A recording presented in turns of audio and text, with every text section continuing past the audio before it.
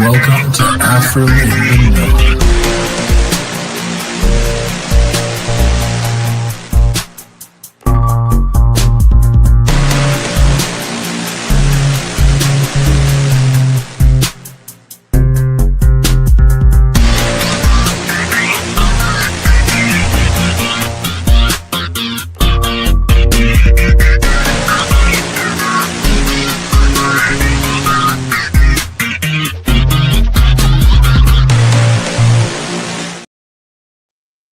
What's going on, everyone? That was the brand new intro for Afro in the Know. I put all of 20 minutes into that, so let me know what you think. But with all that being said, I'm excited here today. It's been a bit. I have not had a chance to actually go and do shit. Like, I'm not gonna lie. Like, I haven't had a chance to do one podcast thing, and I might start doing solo podcasts and stuff like that to get people all interested in the shit again. But today's a bit different, because we're talking about something that kind of matters to a lot of people. We're talking about IGN reviews. I'm not kidding, not just IGN. We're talking about all reviews. And to help me out with that today, I got Lazy Nerd, all the way from the TikTok land. How's it going, my guy? How's it going? No. I know this is your first time on here, so it's chill, it's conversational. That's what we like to keep it. We like to keep it as is as much as possible.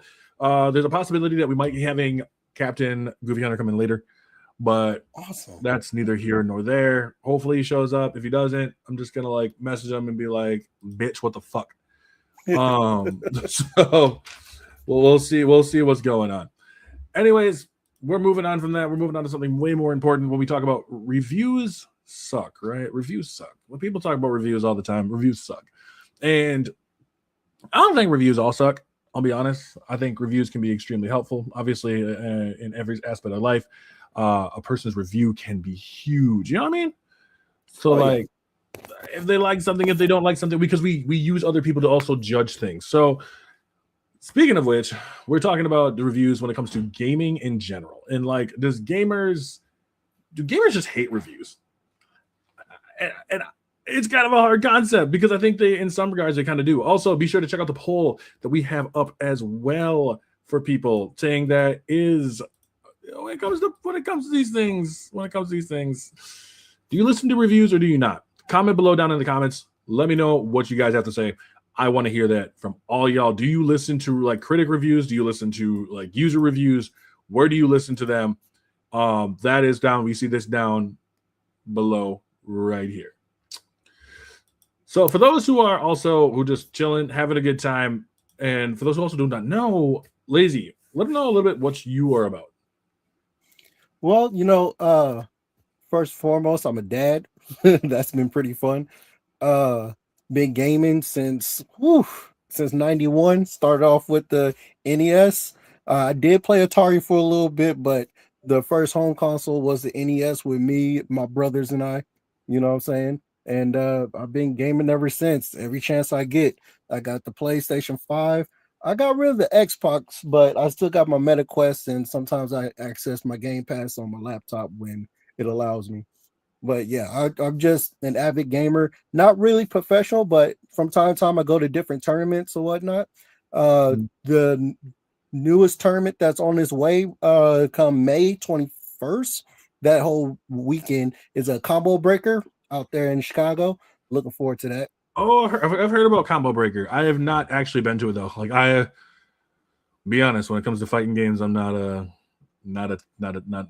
great.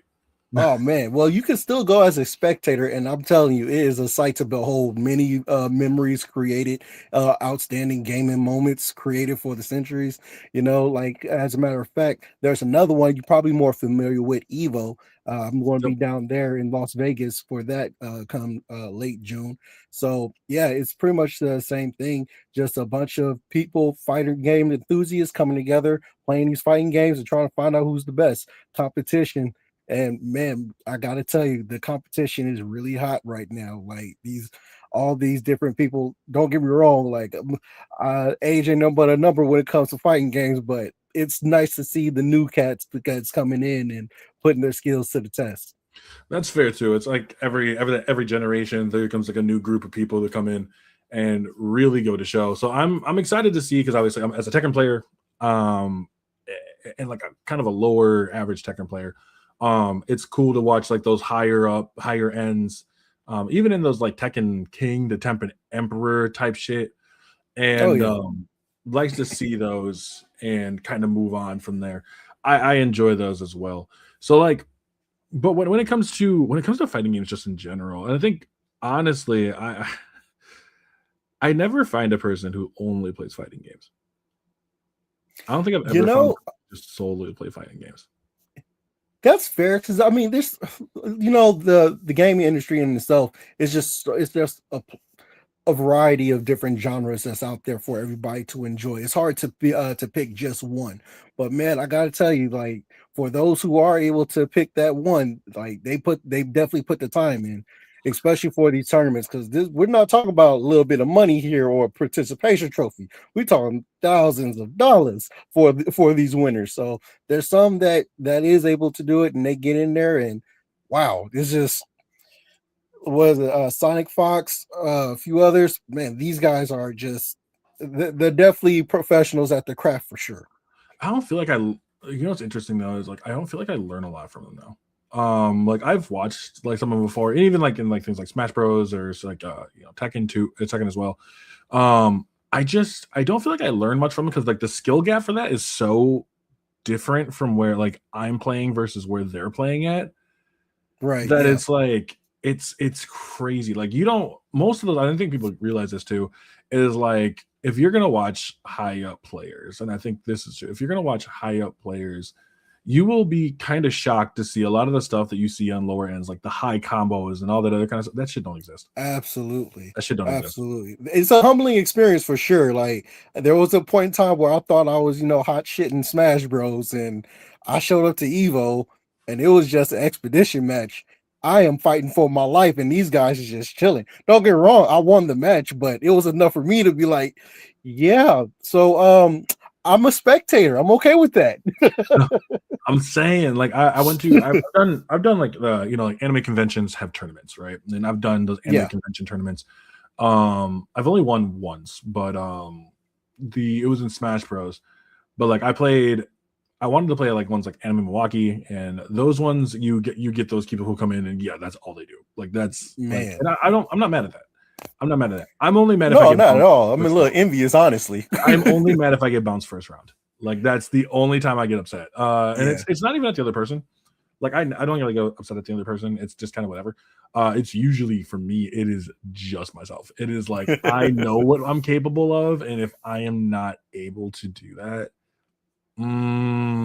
it's going to sit in my head all fucking day. Like the whole, like I am, and I don't know if anybody else is like that too, but I have a tendency to it will just sit there and it will just reset. Like the whole day, it's just the same thing, and it's quite annoying. I'm not gonna lie, it's quite annoying. But when it comes to like, I think fighting games, even what's interesting for me is I want to hear the reviews for fighting games. Like I know like the new Invincible one, but I'd never want to hear them from critics. I only want Right. to hear them from the fighting game community. Like I don't care about the critic review score for fighting games.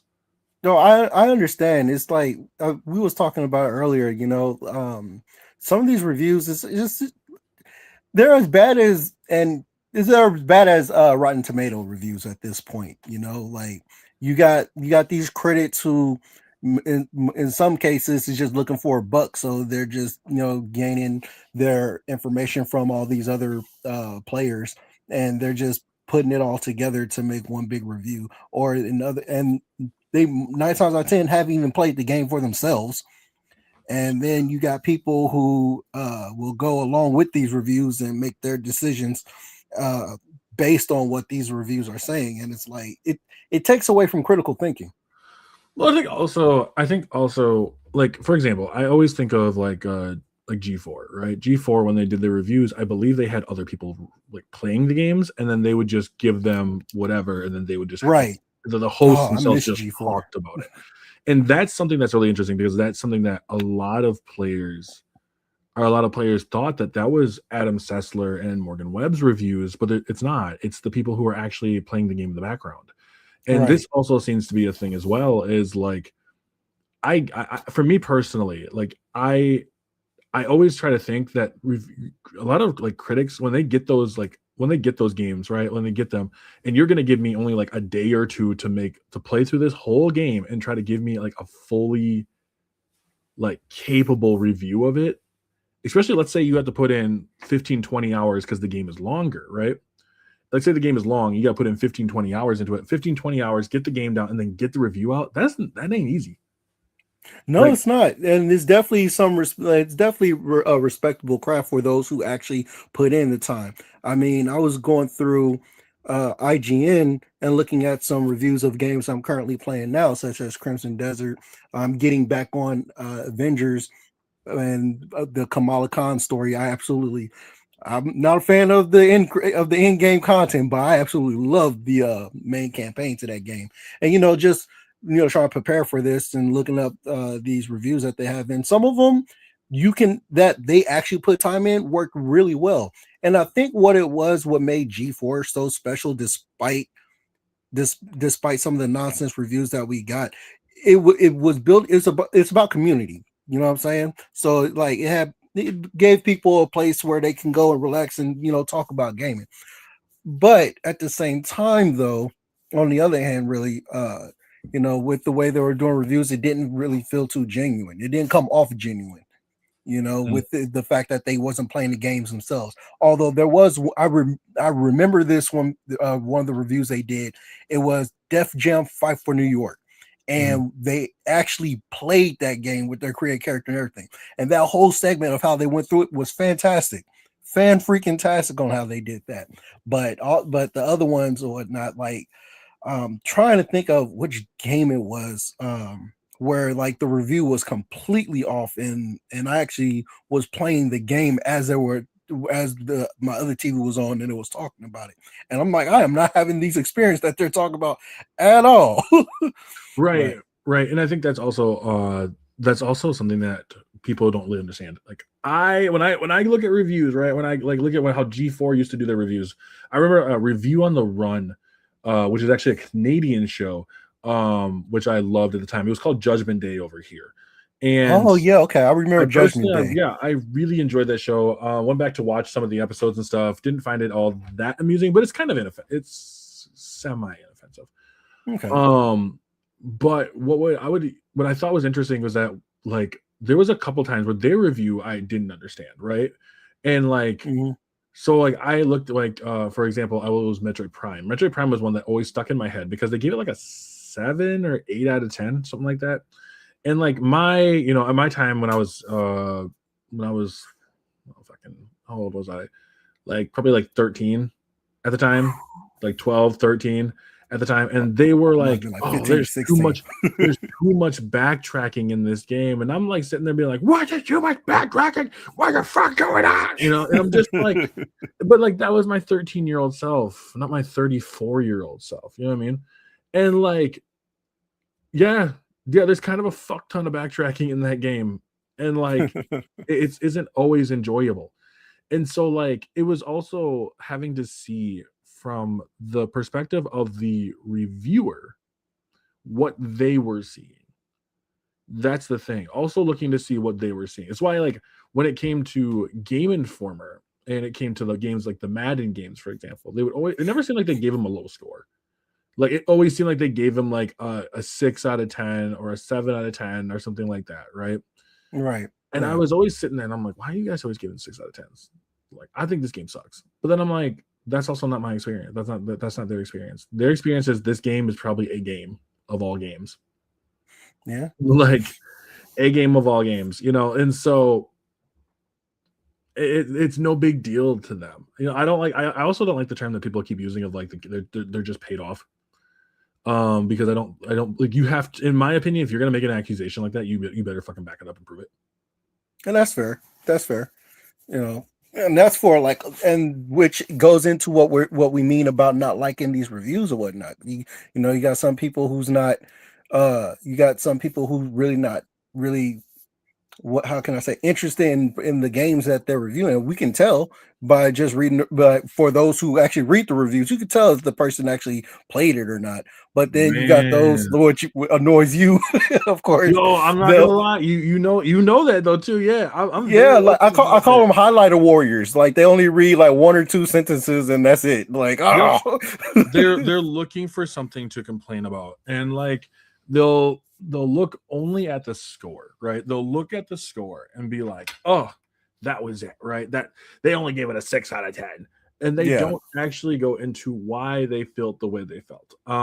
Like Game Informer, it's really interesting because Game Informer, for a while, I remember I would read, if I would read reviews, I would read like they usually had them in like 3 paragraphs or 3 columns Hmm. because they're longer reviews.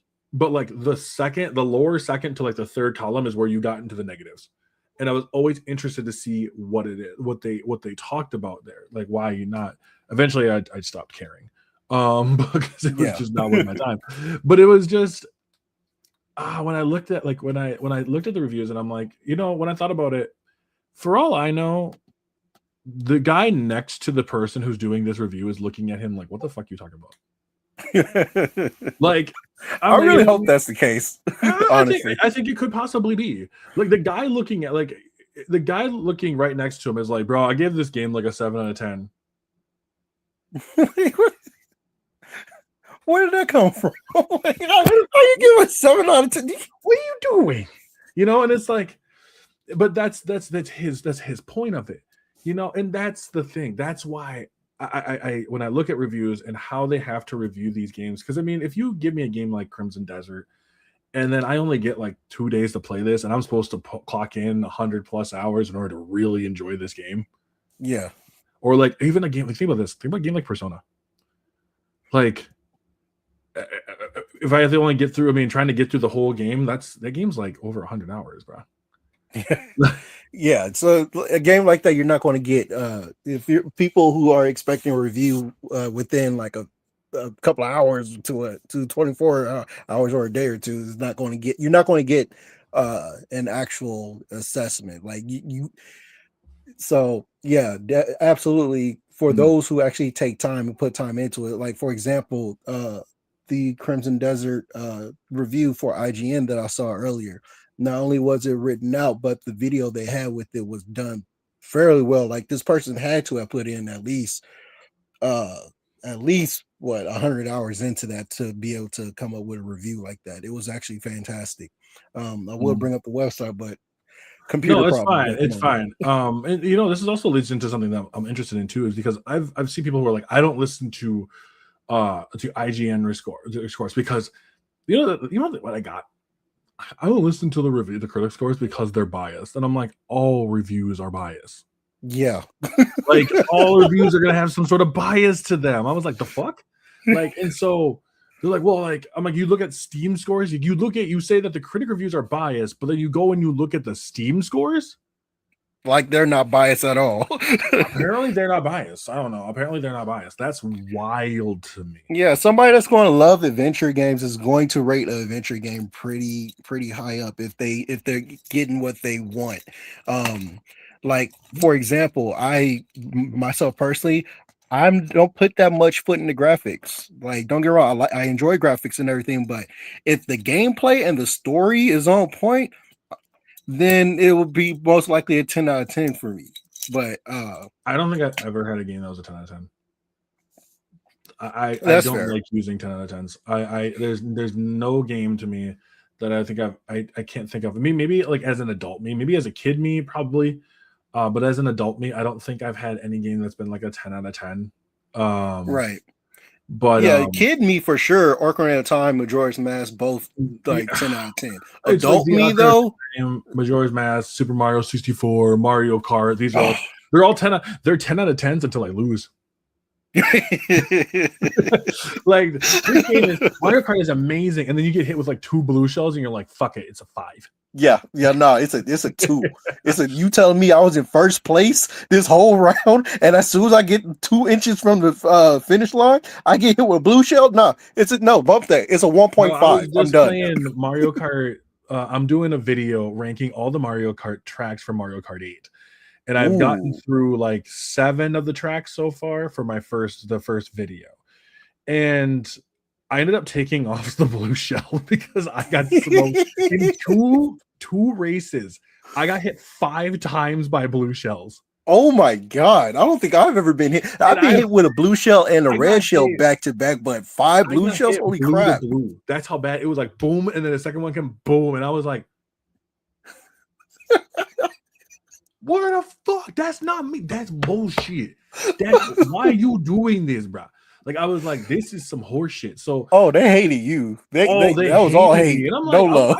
I moved over to like I was like, because I was like, I can do 150 cc, but I also like I'm just trying to get through these, so I'll just drop it to 100 cc and just keep on moving. And they were like, "Nah, bitch." So eventually I just turned off. I just turned off the blue shell. I was like, "Fuck this shit."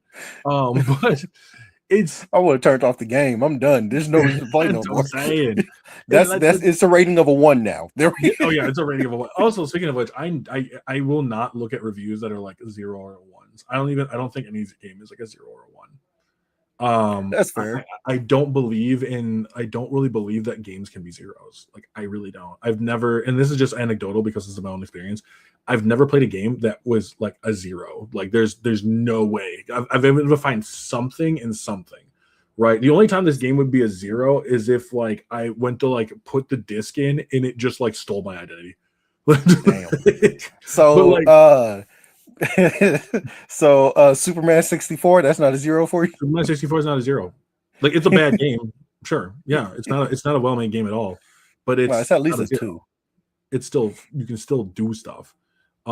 Is it like a 2 out of 10? Yeah, probably. Yeah. I don't even like personally. I don't like using review scores. I actually, when I talk about a game, I try to actually talk about the game first, then I will give my score at the end. No, absolutely. It gives one, if you do use review, for those who like review scores, by giving your explanation of why you're rating a game a certain way, it's giving the meat and potatoes to, you know what I'm saying, giving you side dishes to the main course.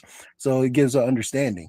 I can't stand those who's like, "Oh, this game is trash." Okay, well, why is it trash? Oh, well, it's just trash. That it's not telling me anything. Well, we went through that. What was that last night night before? Went through that I think 2 nights ago. I had someone come in, said that Dragon Age the Veilguard was trash. I think I got on like a little bit after that. They never said, no hate to her, no shade to her, nothing, but she never said why it was trash.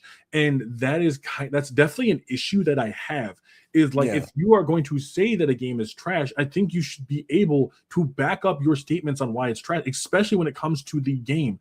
If your displeasure of the game comes from things that are outside of the game, then I'm sorry, I don't take your opinion seriously. Like if I'm reading an opinion, like if I'm reading a review or listening to a review, and your review of like let's say the Avengers game, right? The Avengers game, and it's like, well, it's not the same as they look like in the Marvel MCU, and I don't know why they changed it so they don't look like that.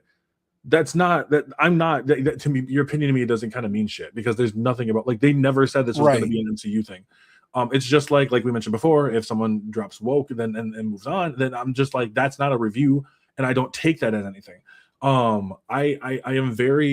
want to be very clear about what I use for a review and why I review things the way that I do.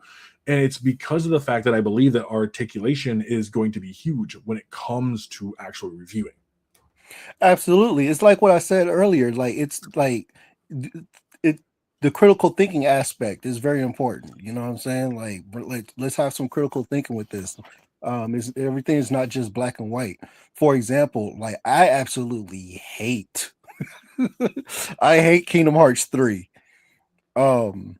Mainly because I feel like it was a lot of outside sources that kind of make the game what it was. Like the issues with Square Enix and like Disney and stuff. Yeah, that makes sense.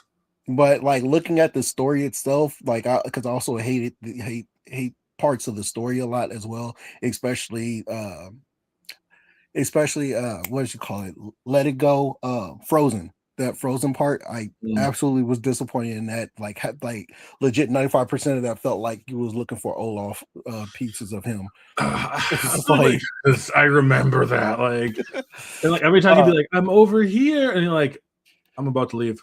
I don't need this. I just want to just burn everything. Like I don't need this world. Like I don't need this at all. I think, yeah, and I would talk about like my things really when it came to like Kingdom Hearts, for example, like Kingdom Hearts 3. My biggest issues with Kingdom Hearts 3, a lot of it came down to stuff that I wish was in there, and I wasn't realizing, I wasn't judging it off of itself. Now there are some things I hate collections. Why am I collecting crabs? Like, why am I collecting 500? This isn't a fun gimmick. This never is a fun gimmick. I'm sorry. I don't think I've ever played a video game where I had to collect like 200 fucking things and think that's fun. It's not. Like, I remember collecting the Riddler stuff, but I also love reading about the dossiers between them, listening to all that. So I felt like even if I had to collect something in Arkham Asylum, I got something out of it. Yeah, right? Like the Riddler games, the little mini games the Riddler had to get a lot of these trophies was on point. It was like it made you think, it made you engage. They don't, like, and that's the thing, they don't like when you just have me collect 500 crabs just to go run around your area in a world I've already been in. Yeah. I don't care about fighting Davy Jones for like the second time. And to be honest with you, I feel like this could have been a different world completely. If we were just going to go different worlds, let's just go different worlds. Facts, absolutely. Also, like this is why I mentioned before with the thing about things I would have wished I had it in. Why are we not fighting the actual villains? Like, since when did we just stop fighting the villains of series? Like, yeah, what happened to all the Final Fantasy characters? Well, I mean, they came in the DLC, but like, why should I pay for a DLC for certain characters that were already in the game?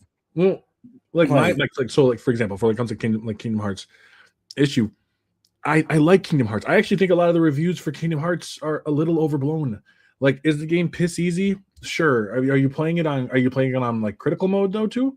I didn't myself, but like, are you playing it on I play on proud mode. Okay, you play on proud. Okay. Yeah, back in the day, playing on proud mode gave you extra endings and stuff like that. Right, which I think is really cool. Now, if I'm not playing it on proud mode and I'm playing it and I find it easy, then that is a good indication that maybe you need to turn the difficulty up. You know, especially if you're playing on normal and I'm finding it easy, then maybe I need to turn the difficulty up. I also I think there is a bit of a difficulty spike that comes in, especially when you're fighting the other Kingdom Hearts, like the other Kingdom Key people. Like, oh yeah, I think that's when the difficulty definitely spikes, but that's a long time to go through. Yeah. I think also, like, this is what I meant earlier, the fact of not being able to fight villains by only having to fight Heartless. Like, if I have to fight the Wolf Heartless, that Wolf Heartless, in my opinion, should have been controlled by Hans. Buzz Lightyear should have been a fight. Yeah, absolutely. Not hype up a fight between, like, bro. I don't think I mean, I was not the first one in there, and maybe other people who come in chat later on will also agree with me on this. There is no way you're going to give me a potential fight with Buzz fucking Lightyear controlled by Heartless, and then you just bounce because Woody just gives like a "hold on, I'm about to cook" speech.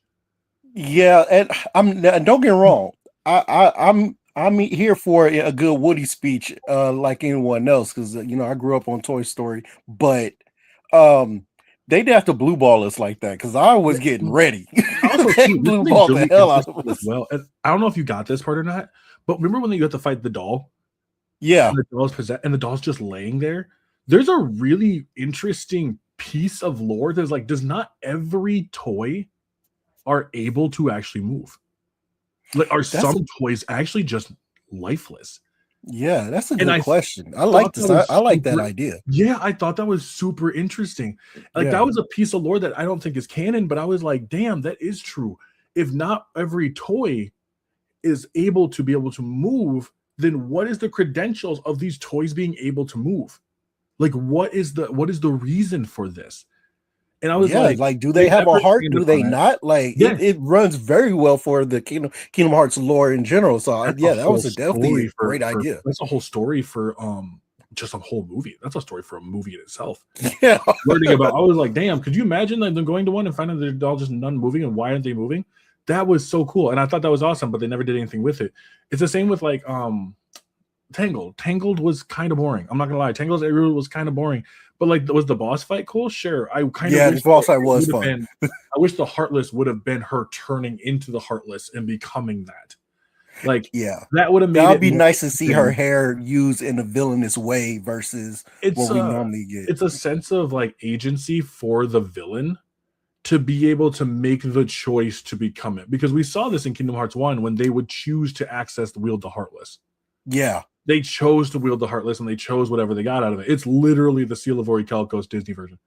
yeah, So like, it's so I'm like, okay, cool, but we don't necessarily get that in there, and so like, it kind of bummed me out. We're just fighting Heartless, like, although the Evil Baymax was actually a really interesting thing. yeah. The Evil Baymax was cool, although I wanted more from San Tokyo. It felt a little too empty Yeah, for I it to did. be, a metropolis. It felt very empty. But I did like the idea. It probably sounded good on paper. Well, of course, that idea sounds great on paper. Evil Baymax is always fun. I even enjoyed that in They the even movie. mentioned that, like, there was the original chip for Baymax or whatever, and then the Yeah, Baymax that's that we right. see in the movie, I believe, is the second Baymax. Yeah, So yeah, I mean, that part I thought was actually really cool. But like, and that's what I'm saying. Like, there's no such thing as a 0 out of 10 game. There might be just a game that you disagree with, but I really don't believe there's a 0 out of 10. I can't, me personally, I just cannot get down with the fact that there's just a 0 out of 10 game. I don't believe there's any 0 out of 10 games. Yes, even Cyberpunk 2077 on launch was not a 0 out of 10, because if you had a PS5 or an Xbox Series X or I think a PC too, you were doing better than you were with like the backwards compatibility. So no, yeah, it that's was not true. a 0 I out of know 10. it was buggy as all hell, but It was, there but was it still wasn't some people believable. enjoying the game. Yep. And so Yeah. that's why I just think there's no way you can have a 0 out of 10 game. I don't believe it. Um, it just doesn't make sense to me. And that's why I like, when it comes to people's reviews of them, because like I said, I think you should be able to articulate views, and your reviews should always be based in game itself. I actually don't like a lot of realistic graphics. Those are something that is going to always be a bias when I come into reviews. I do love, though, is a really cool art style. I'm playing Reloaded right now. I started playing Reloaded, and that game has a really cool art style. Not Kingdom Hearts. Prince of Persia, fantastic art style. The new one, the Crown. So like Yeah. is it the Crown? Forgotten Crown, Forbidden Crown. Something like that. But I like, haven't played it for myself yet. yeah, I haven't played a I just Prince can't think Persia of it at game the in a moment. while, honestly. Like, the only game that I would, I don't even give bad scores. I just give, and that's why I like giving, like, is this game for me? Is this game not for me? Is this game Yeah, that's how the review should be. Is it for me or is it not for me? If you're looking for action adventure, it's probably for you. If you're looking for something that you can turn your brain off and just play and just go ahead and play after work, there you go. That's what it's for. Well, and yeah, and exactly. And I think that's like where it comes to like the opinion of who's actually doing it. Like we mentioned before, if you're, this is not a hot take. This is not a hot take, because this is literally everything in life. If you are a person who only plays like just sports games and you don't play anything else, then no, I don't want to hear your opinion on Final Fantasy games. If you are a person who only plays RPGs and are like, I don't care about sports games, that I don't want to hear your fucking opinion about how much you don't like sports games. Yeah. Like, as a person who plays them, I could give a fuck less about your opinion. We mentioned before we started talking, I've said before, I can't stand, like, obviously I don't like ball and gun gamers that want to talk about things outside of like just ball and gun, because they have when they have no clue about it. But as such, I can't stand people who don't play games like sports games or any kind of ball and gun game and want to talk like they're instantly better because they do. I don't feel like that's also correct. And I also don't want to hear your fucking opinion on Rainbow Six Siege if you don't ever play Rainbow Six Siege and the only thing you ever play is like Kingdom Hearts.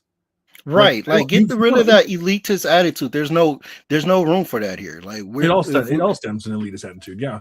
Yeah. And for what? Like who benefits? I'm sure I ain't getting paid for that. Like like we're not getting paid for this. If anything, we're spending money to play these games. If ball and gun games is where you're at, okay, cool. Stay in your lane. Myself personally, I like to jump around a little bit. I can get down in some Call of Duty and in the same breath turn it off and hop on some Zelda, or turn that off and hop on Final Fantasy. I can, like, I'm versatile like that, and I don't expect everybody else to be versatile. However, though, again, like I'm always open for new ideas and everything like that. So if a person who played nothing but ball and gun games decides to dip their toes into an adventure game and they actually put like 20 hours plus, you know what I'm saying? Just throwing out a number, 20 No, hours plus. Yeah, I'm okay. Yeah, I'll be interested in what you got to say, see how you liked it or whatnot. But a person who just but if they're smug about it, because I fucking hate smug. Like if they're smug about it, it's like, I can't nah, stand shut up. Oh, this game's too woke. No, bitch, you need to take a nap. Well, So, yeah, it's like it's like you because I'll be like you play college football. Yeah, I like college football games. So like yeah. you don't play anything else. No, I play a bunch of shit. Like I play a bunch of shit, and I expect to. But like that's the thing. Like when people try to talk, they'll try to talk Final Fantasy to me, and I've said before, when I am in a live, and y'all start talking Final Fantasy, I zone out. Like Yeah, that's right. You do zone out. Straight up zone out. I have no interest in Final Fantasy, except I've gone through 2 games. I will finish Final Fantasy 16. I just haven't gotten to it yet, but I will finish Final Fantasy 16. Same here. And I still need to finish 13.1. Right? I played 13.1, haven't finished 13.1. That's fine. I'm fine with that. I'm fine with people not really giving a shit about the fact that I don't like those games. But I'm also not going to talk about them like I do. And I don't want one. I'm not gonna lie. If you ever seen someone try to talk about a game that they don't, and they get fucking outed so quick. Oh yeah. Oh yeah. There's been plenty of people, and I don't understand. I mean, granted, it's elitism, but at the same time, like I don't understand the romanticizing this idea that you have to know about. If you don't know about it, just say so. It's not a big deal. Like that's why you have people like me. I consider myself a Zelda acolyte. If you don't know nothing about Zelda, I'll be happy to talk to you for hours about Zelda to get you down with the timeline and everything like that. But like for example, like myself personally, there's plenty of games out there I don't know about. You know, I'm only one guy, and I'm a dad now full time. So I got the hook shot in Ocarina of Time shouldn't be stun. It should be a full weapon. I'm sorry. If I'm launching a metal spear that heavily, that should have went through Ganon. Like there's no way you can tell me that the slashing damage, right, or like a thrust from the Master Sword is more than the equivalent of firing like a shotgun through piercing. Well, you see, Link, he's already like strong as hell, and we're talking about a dude we're talking about before he got the silver or the golden gauntlets on. This dude is already his swing is already ridiculous. If they would have knocked the Master Sword out and Link just turns up and he's like, I'm right, I'm left. Yo, so my homeboy, I got a homeboy, I call him Duck. He swears up and down Link ain't got hands, and I keep making an argument for it. But which Link? Because I'm like, you have either Golden Gauntlet Link, which literally just went hurt in like bad posture position, lifted like a fucking column, man. Or you got like what is it? Twilight Princess Link that was sumoing Gorons. Yeah, I'm just saying. This nigga don't got hands. This dude, man, I do need a Zelda game where they just allow me to just throw hands. I need a Zelda game where I can just throw hands. God of War format and allow me to just go hands. Yes, like because like that dude is way too strong not to punch something into dust. I'm just saying. Like there was this old school. I don't know if he still does it, but this science dude who does the science of these characters and whatnot, and he did one for Link. Huh? The Game Theory? No, not Game Theory. Not Game Theory. I'll find it later. I'll send it to you. But he went into the science of Link and his strength and everything. It's freaking ridiculous. Like, I bet you it is. I bet you it is. He's all strong as base Hulk. It's like it's not even fair. Link is so ridiculously strong. And I don't think people recognize it because they're like, no, look at him. He's this twink. And I was like, dude, this twink was just picking up fucking rocks and running like this with them. Yeah. Like, it's as a kid, he picked up like a whole other kid, probably roughly his own, like around his own size. like it was Princess nothing. Rucho, and just ran with her like this, with like no stamina fatigue at all. None, No, and was tossing her all over the he place into tossed her different into jellyfishes. So I know enemies. I did that. He tossed her into enemies and would kill them. Like Yeah, that's crazy. I'm sorry. There's no way that you're gonna sit there and tell me that that Link is like this like weak character. He's so no, not weak. that's he country fed for real. Like this boy grew up in like Ocarina of Time. He grew up in the forest. Freaking Twilight Princess. He grew up on a farm. Didn't Like what are he? we talking about here? So there was. I remember there was always the theory, and I don't like getting into theories when it comes to Legend of Zelda because those are fucking rabbit holes. But like, there is that didn't it say like Ocarina of Time version? He ended up with Malon. Yeah, that's not a theory. That's fact. Oh, that is canon. Yeah, that's canon, Oh, and okay, it's so he also ended up. canon that he's related to that Twilight Princess Link is related to Ocarina of Time Link. Yes, yes. Like it's I one knew of the that few one. that's It was, actually like related to each other. yep, I knew that one. It was like 100 years later. Yeah, He's like because he's Shade later on. yeah, And which so is I've seen so freaking sad and there's a really badass at the good same time. there's anime. I don't know if it's a fan one or not. And it shows Shade and he sees Zelda from Twilight Princess and he's like, he's like, you're Princess Zelda, but you're not my Zelda. And Man, she goes, I apologize for not being your visage. And he's like, no need to apologize. I'm just glad to see the like more companions in this era. And I was just like, oh, tears, damn. tears. Because I like The manga for in, for Twilight Princess is absolutely amazing. I encourage you and anybody else that's interested to pick that up. I absolutely love the manga. It's on that's point. why I think when it comes to like when I see Link and like even I loved it in Breath of the Wild when they gave this reason why he's like I don't talk. There's no reason. Yeah, Like, I don't give a reason. I don't really need to say anything. Now, do I wish he still would have towards the end? Yes. I kind of wish that he would show that he can talk. He makes the choice not to.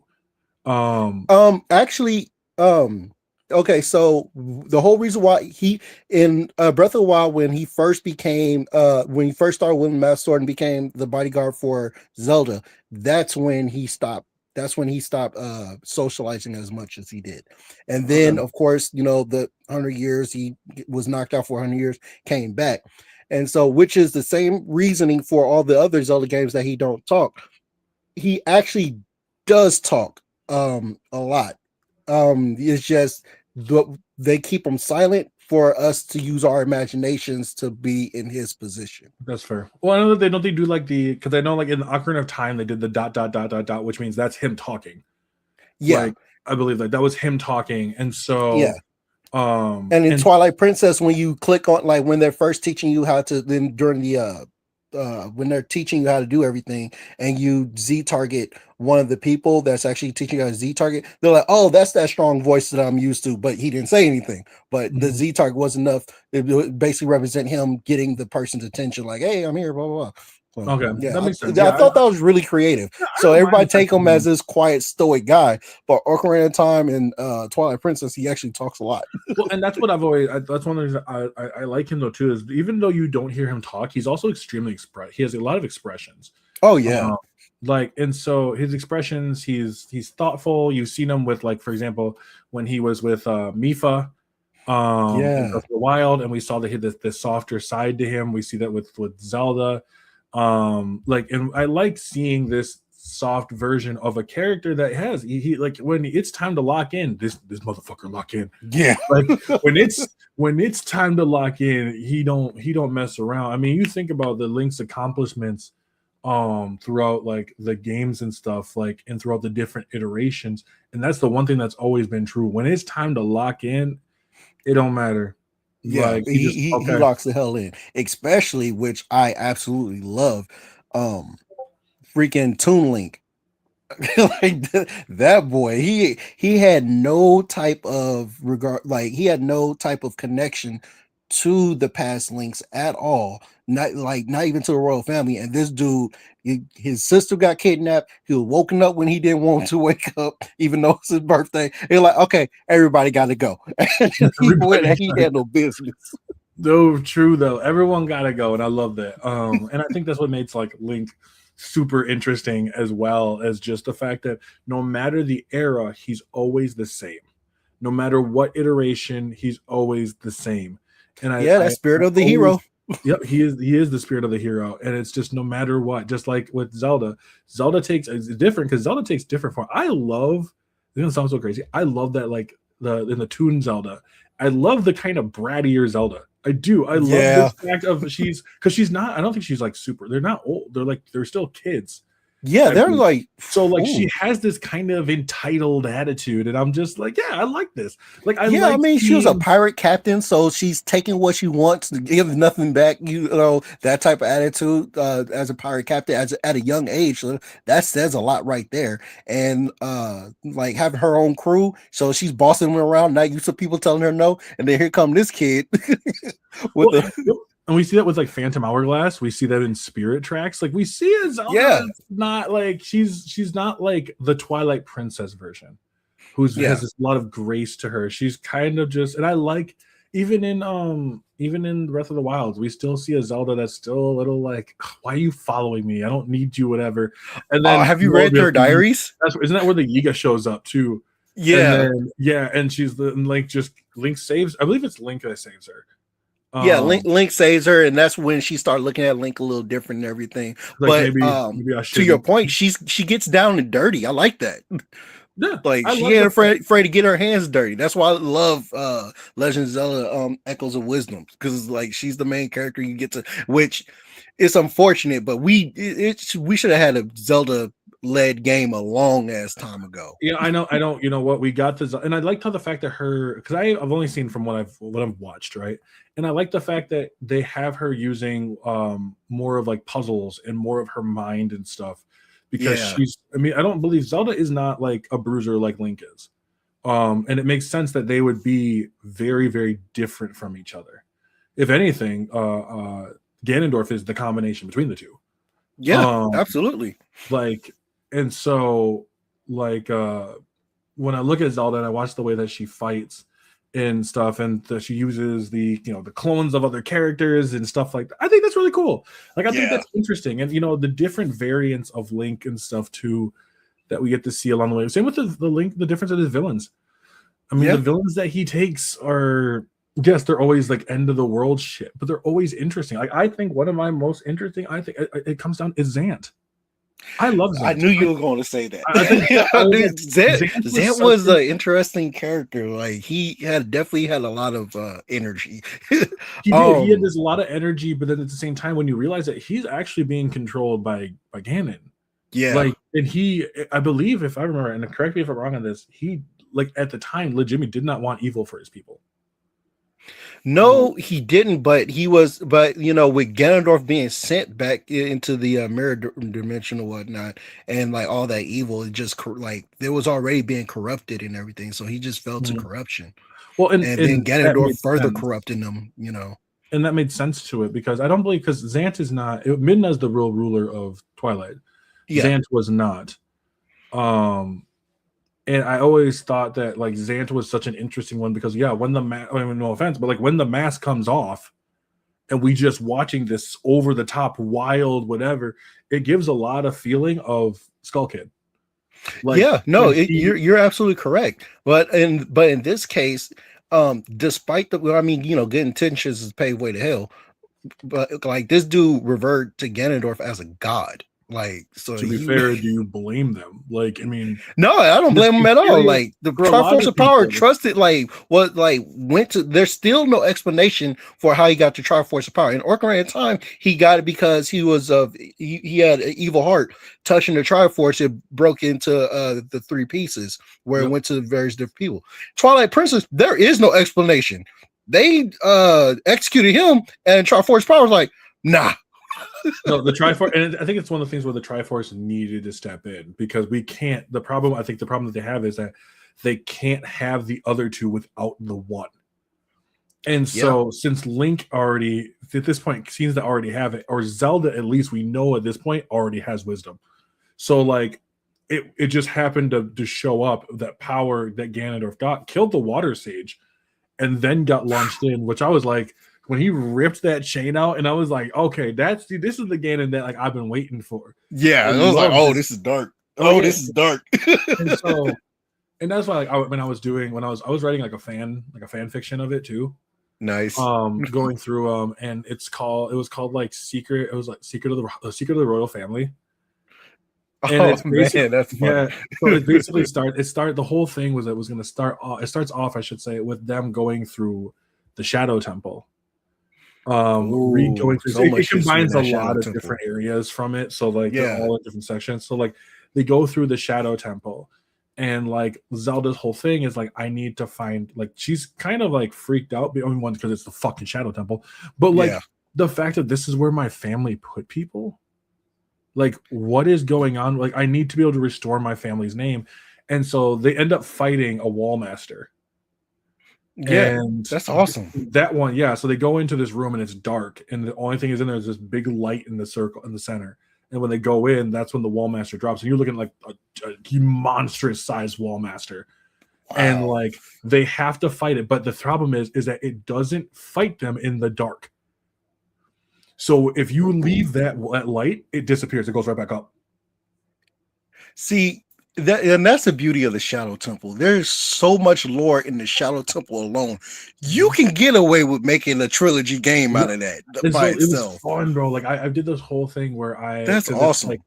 It takes place. It's the Breath of the Wild characters, but they do take place in certain areas of it. So like they go to the Shadow Temple because the Shadow Temple was after like all the changing and all that stuff. They go to this area where would have been, I guess, to the Shadow Temple, but after they beat it, because they can't beat it in any other way. They have to beat it with there's a seal on it that still has the malice, so it's still filled with malice, and they have to stop that. They get the shield, and they do about it. But I had it that like Zelda launches like an arrow. And like she launches the arrow at Link, and Link reflects the arrow back into where the seal is. Oh, and so and so I wrote like several ones. That is all, bro. That is so freaking. So like awesome. After that, they go into this area which they find out is the Temple of Time, and so that's why I said it's all over. But it's like the Temple of Time where the sages, and so what's in there they've been looking for was it Ramus? I think his name is, and he was one of the sages, right? Basically it was the Great Wise Owl in sage form, but yeah. And so what happens is that Wizrobe is there. Oh. And Wizrobe ends up basically like he captures both of them and pins them down and is able to start infecting them by opening the gates of the sacred temple, which would open the gate of the Triforce of Power. So the Triforce of Power leaks into both of them. Oh, and so it ends up, but what happens is that when all of a sudden a character shows up and they're wearing Sheikah clothing, and so saves them both. And so when they get saved, they're on this towards on this like beach, almost this beach area. When they wake, they both come to, and Link comes to second after Zelda's like already up and stuff. Yeah, Link he likes to sleep. They're like, who are you? And he says he takes off his robe. He's blonde, has blonde hair, blue. He's like, my name's Sheik, and he's like, he's like, you're Princess Zelda, right?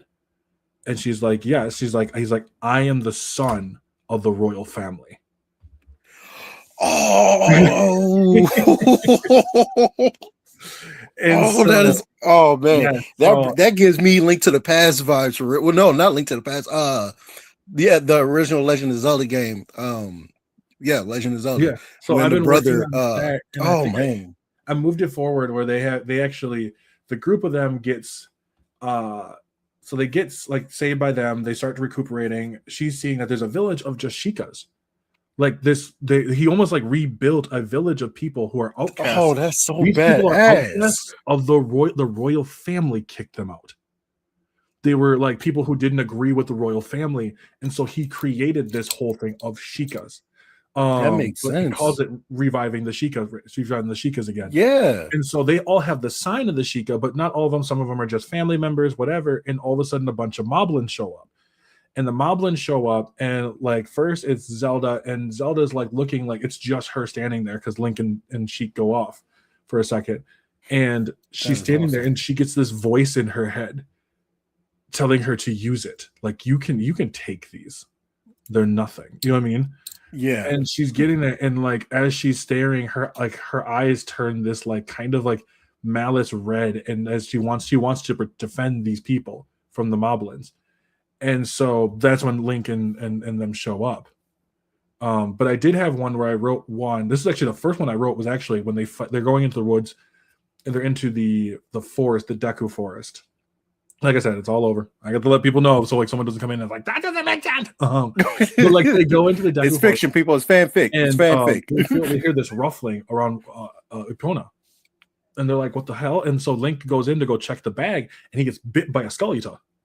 Oh. And he's like, holy shit. And he falls over and he starts getting poisoned. At that point, you start seeing like they get rid of the one, and all of a sudden they look and they start seeing multiple Skullita start coming from the trees. Oh, terrifying. And so they're coming in. Zelda's trying her best, trying to get Link to move. She can't get it. And at this point, they're like, he's like, her heart starts to pump. And her hair, which is like this, kind of shorter. It's like probably like shoulder length, almost like shoulder length. Gets long, and it starts to go longer, and it starts turning red. Oh. And at that point, she is able to use like, she uses like a bow with like bow and arrow, like using the light arrows. And at this point, she pulls out, which is like a bow again. But this time when she starts wielding it, it's just a bow, an arrow of pure malice. And all the Skullitas back away. And so they all back away, and they like, one of them starts to go, and she just looks at it, and at that point it just explodes. Okay. And so it sounds like some Demise is trying to take control or something. This is awesome. Yes, Demise is trying to basically become like, it's like, if I can merge these, then all of us together will be the Triforce. Oh, so he doesn't have them. And I also had it too that that was a different story. That was actually a story that got me into it. But I had a story about when they fight what do they call a Darknut, and I had a really fun story with that where Link has to fight a Darknut, and it's in Hyrule. It's in the Hyrule temple. It's on the courtyards. Okay, and the Darknut's just standing there, and so they go to fight, and one hit from the Darknut is enough to like it damages Link's whole arm. Like he blocks it, but he's enough where it's like it hurts. And so she's constantly trying to block the attacks from the Darknut. They finally are able to beat it. But when they beat it by doing the same thing, where Zelda fires an arrow of light, gets a distraction, fires an arrow of light, goes through its chest, and Link reflects the arrow back and pierces through the other side of his chest, and the arrow just disappears right before it gets to Zelda. And she's cool. Like happy, and and all you see from the Darknut, you hear, she's like, I'm glad you're okay. And Zelda's eyes get huge, and like the helmet falls, and it's one of the Hyrule soldiers. It was a guard. Whoa. It was a guard from like a guard now, but when he was a child, he was a friend of Zelda's. Oh, and wow. He made this promise. They always had this joke where he was like, "I'll promise to protect you forever." When they were kids, and Zelda goes sprinting over to him, and he's just like, "I'm just glad that you made it." Like I was able to see you one more time. And he's like, I'm sorry I couldn't live through that promise. And Link is just kind of staring. Zelda's like, he's like, well, you're going to be okay. And he's like, no, I'm not. He's like, save Hyrule. But that was what caused me to actually just start to write like a full story thing on there. So like, awesome, for example, I did was after the events of like what I mentioned before with the Moblins. Yeah. Link and Zelda actually end up leaving the village. And she kind of watches, and he walks into this hut, and he's like, he hears these bickering between these two women, and he's like, enough. He's like, but like he's like, Zelda, and he's like, I can't believe it. Like I actually should get to meet her. you know, and they're like, oh, did this change your your thought? You know what I mean? And he's like, Yeah. no. These like the royal family must be exposed for what they are. They're murderers. And so they're That's like, awesome. that's good. And he's like, can you, he's like, I need to finish my training with both of you. He's like, Master Kotake and Kuome. And so Yo, Nintendo tripping. They need to hire you, bro. Because yeah, so like right I'm now, all in right now. right now I was reading one. I'm doing one right now where they end up meeting they Lincoln's all to get off track through going back, and they get through trying to through the forest. This is where I can lead into that forest stuff. But right now, Yeah. what they got caught is they're meeting these two goons. They're two like traveling birdman named Kapora and his Deku Shrub Kapora, assistant named yeah. Kapora. Oh man. And so Yo, these two are like, this is some fantastic stuff. Like the story I wrote was like it takes place in the future, and like basically it somehow like reaches Earth, and the hero is awakened when like in school or whatnot. Of course, it's me. But yeah, it's lame compared to your story. Like, holy crap! Like, I'm so invested right now. I need more. I'll send you because I'm gonna rewrite them all. I'm probably gonna rewrite them in screenplay format because I find that more interesting. And it's also a little bit easier for me to write. I feel that. I feel that. Yeah, like my story is like it takes place in the future, and the sage, and like it's so you got all the different sages, but you have the sage of truth. That's the added sage that's to there, which was the representation of my twin brother. Yeah, I'm an identical twin. Oh, no. The sage of truth, and basically his like the lens of truth that you found in the Shadow Temple. Well, yeah, well under the well, basically like a portion of the Shadow Temple Ocarina of Time.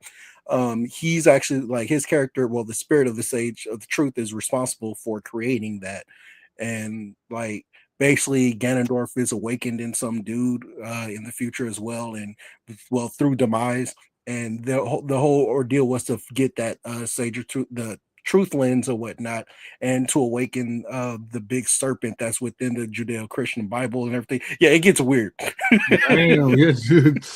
Like, Oh, it gets weird. But you know, power, courage, and wisdom in order to be able to in order to be able to wield that, one have to wield it with truth. So yeah, that's fair.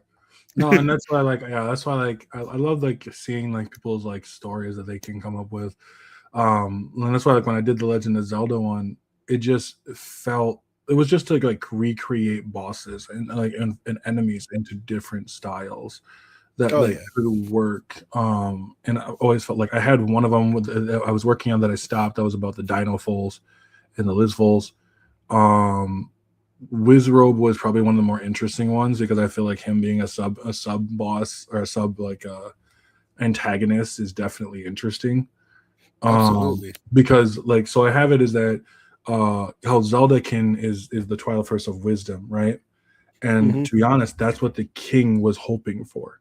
The king and queen were hoping that Zelda would be the recreation of the goddess Hylia, right? Yeah, the incarnation. And when they had a son, they realized like this isn't it. So they hid him. And it was actually it was Impa that actually took him. See, I was going to ask about Impa because like in my head it makes sense that she would know about all that but won't say nothing. Yes, and then things get a little more complicated because she's the Sage of Shadow anyway. And so she had to pretty much lie to this kid, and that makes sense. No. And so when he finds the truth out, and he's pissed because he's like, why didn't you care about me? You know, why did you have to send me away? Why did you not care? And so I have this whole clip of that's pretty much his goal. He wants to expose the entire family as what they were. You know, that makes sense too, though, given his actual background in the game series of how he was after a Triforce of Wisdom for himself, but because it was to Zelda, he was jealous of her and had the wizard put her to sleep. And so her never waking up, he made a decree that every woman born, every was it oldest woman, I don't think there was really quite specific with, but every woman born is named Zelda. And that's how that her name was passed down through the years. And that's what like Hello, little one. I love the fact of it. The fact Hold of on. having, oh, you could, yeah, my little one just woke up. Oh, nice. Yeah, and I love the whole concept too of like at one point I have it is that, and this is where I'm kind of working on it, but it's in my head, so it's in the concept stage. But like of them exposing the truth of it.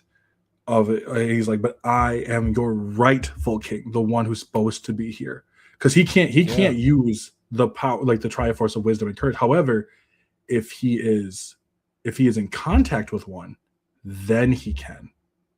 And that's why he was able to teleport them out, because he was holding on to Link and Zelda and was able to use their ability to do that. So the truth is that what he's really after is where he feels like he needs to be, which is the Triforce of Power. And if I can get that, then maybe, just maybe, the royal family will actually care about me. And that's really good. And you can like oh man, you can have it where either Ganondorf, well, I guess Ganondorf is demise, but you can have him whispering in his ear the whole time too, making shit worse. But to be fair though, I think Ganondorf is like kind of overused. It would be nice to see a new villain. Well, and that's what I like. But still keep him in the background though. But that's my biasness talking. I like the fact of like this could be a way for them to purge Ganondorf forever. But like Link and Zelda both are at this point where it's actually Zelda who is like a bit struggling, because when things start to get scared, like she can't use her light arrow. She has to be within like almost like a sense of self in order to use the light arrow. She can't just use it whenever. So when she fights the she has to use it with wisdom. She sees the wall masters crawling at her. The light arrow actually does, it kind of almost like fritzes out and it stops working. Wow. And because she has to be able to be in like a certain kind of mind in order. She got to lock in. Yeah, she got to wield it with wisdom. She just can't do it willy-nilly. I like that. When she does, like I had it was that the arrow, like she doesn't, and I think my master's up too, is when she doesn't, when she's under the effect of demise, she doesn't need the arrow. Like she doesn't need the bow. She can just conjure the arrow and then just launch it. And at that point, like it's an all tap of magic. However, when Link starts becoming of it, he gets the physical side of Ganondorf. So like when he's fighting at one, like I had him like I probably have the moment, like let's say he's fighting like a Goron, and he just grabs the Goron and just throws him, and is just able to keep on walking. Damn. You know what I mean? And like there's like at one point I had it is that I give him the old like one character comes up and punches him in the face, and you just see his eyes just move over, and it's just like holy God, you know what I mean? Like what has happened to him? So yeah, I have this whole back and forth with them, and there's a big like moment of like they both like Zelda really does like Link, she really does love him. She just hasn't ever been able to fully say it. And will they? Won't they? Yes, it's like a very but like, and she also knows Link's plight. She knows that he's going to be on guard. She knows that if I tell him, he's probably going to want to do stuff differently, and I don't want to ruin that for him. Yeah. So yeah, that's awesome. I like that. But I know like you got your your kiddo and all that stuff, so we can actually wrap this one up. We've been over an hour, which is usually what the length of it. Okay. For anybody else, let them know where can they find you at. Oh, well, for those who's interested, you can find me on TikTok, Lazy Nerd. My Instagram and Facebook is private, but I will come up with some public pages for that coming soon. But for now, on TikTok, Lazy Nerd 86. Nice. I appreciate it. Yeah, no worries. This has definitely been a pleasure. And for me as well, Twitch, YouTube, Instagram, TikTok, all those good places you can find me at AfroFishOG, as always. Alrighty, man. Like I said, I appreciate you being here as always. Be sure to stay tuned when we got more Afro on the Know coming up in the near future. And as always, I'm Taylor from AfroFishOG, and I'll catch you all in the next one.